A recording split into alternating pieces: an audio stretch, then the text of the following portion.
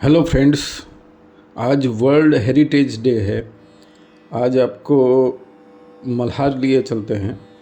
छत्तीसगढ़ के बिलासपुर ज़िले में यहाँ से 30 किलोमीटर दूर छोटा सा टाउन है। इसे मल्लारी और सरभपुर भी उल्लेख किया गया है कहीं कहीं शिलालेखों में। जैसा कि हम सभी जानते हैं, सभ्यताओं का विकास नदियों के किनारे ही हुआ, क्योंकि उपजाऊ भूमि थी और पानी हमेशा रहता था, तो सभ्यताएं वहीं विकसित हुई। वैसे आदिवासी जो थे वो तो जंगलों में अपने रहा ही करते थे, लेकिन सभ्य समाज जिसको सभ्यता कहते हैं हम, संस्कृति जहाँ पे विकसित हुई, वो सब नदी किनारे छोटे बड़े शहर बसे और वहाँ पे सभ्यताएं पनपी। छत्तीसगढ़ के दक्षिण कौशल जिसको कहा गया, वहाँ पर भी सभ्यताएं महानदी, शिवनाथ और इनकी नदियों के आसपास और किनारे पर ही विकसित हुई वस्तुओं में बुद्धिज़्म, जैनिज़्म और हिंदुइज़्म से रिलेटेड मूर्तियाँ और दूसरी चीज़ें हैं। यहाँ उत्खनन में पाई गई वस्तुएं कुछ प्री हिस्टोरिक लगती हैं, जो ईसा के 1000 से 350 वर्ष पहले की रही होगी। मौर्य, शुंग और सतवाहना के समय की भी हैं, जो ईसा के बाद 300 साल के आसपास की हैं। और सरभपुर या सोमवंशी जो राजा थे, उनकी भी है, जो 300 से 650 साल ईसा बाद की वस्तुएं यहाँ पे मिली हैं। वैसे ही आखिर में कलचुरी वंश के राजाओं के समय की भी यहाँ 900 से 1300 साल पहले की वस्तुएं मिली हैं। ईसा पूर्व के विष्णु की शंख, चक्र और गदाधारी ईसा के 200 साल पहले की मूर्ति भी यहाँ मिली है। तो तीर्थंकर, जैन तीर्थंकर की भी मूर्ति यहाँ मिली है। वैसे ही गौतम बुद्ध की भी मूर्तियाँ मिली है यहाँ। मल्हार की खुदाई में कई ताम्रपत्र, मिट्टी के बर्तन, सिक्के और शिलालेख मिले हैं। मल्हार में वर्तमान में पूरी तरह रिस्टोर्ड किए हुए शिवा टेम्पल है, पातालेश्वर टेम्पल भी इसको कहते हैं, और डिडनेश्वरी माता का मंदिर और कीचक मंदिर भी है यहाँ। राजमहल के भी अंश पाए गए हैं।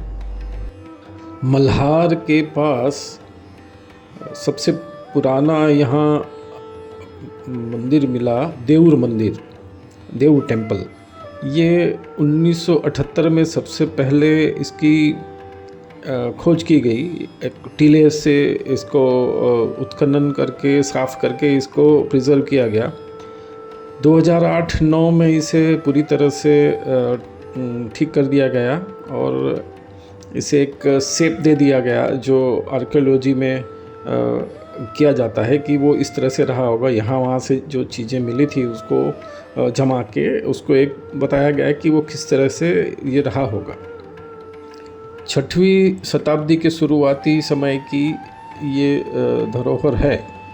छत्तीसगढ़ का पूरा विस्तार दक्षिण कौशल के रूप में जाना जाता था।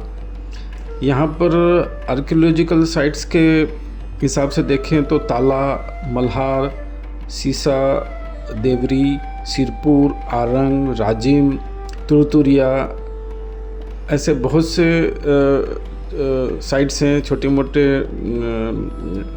से लेके बहुत बड़े और अच्छे प्रिजर्व किए हुए आर्कियोलॉजिकल साइट्स यहाँ पे हैं। यहाँ मिली हुई वस्तुएं कुछ तो वहीं पर स्थल पर ही रखी गई हैं देखने के लिए और विजिट भी करने दी जाती हैं। कुछ आर्कियोलॉजिकल म्यूज़ियम हैं जो ज़िलों पे हैं, जैसे बिलासपुर में कुछ रखी हुई हैं, रायपुर में हैं।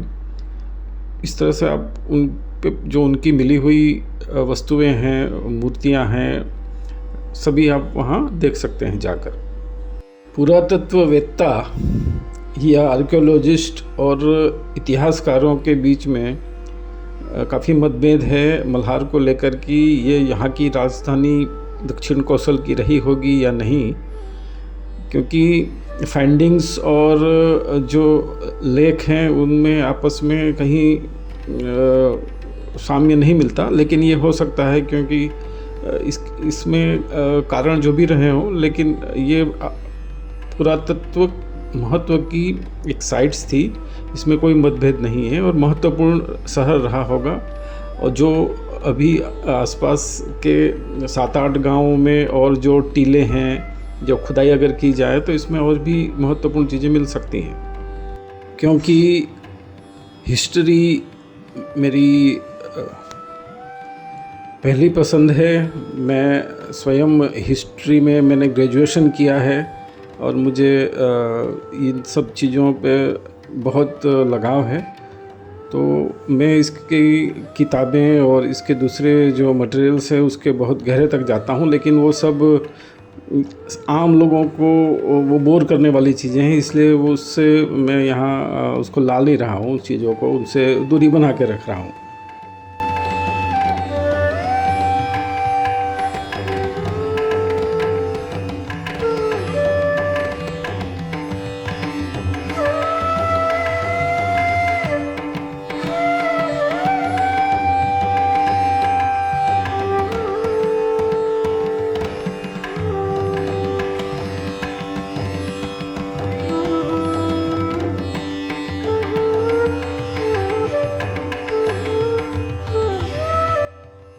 यहाँ घूमने आने के लिए और देखने के लिए बिलासपुर सबसे पास का रेलवे स्टेशन और एयरपोर्ट से जुड़ा हुआ शहर है जो बिल्कुल पास में है।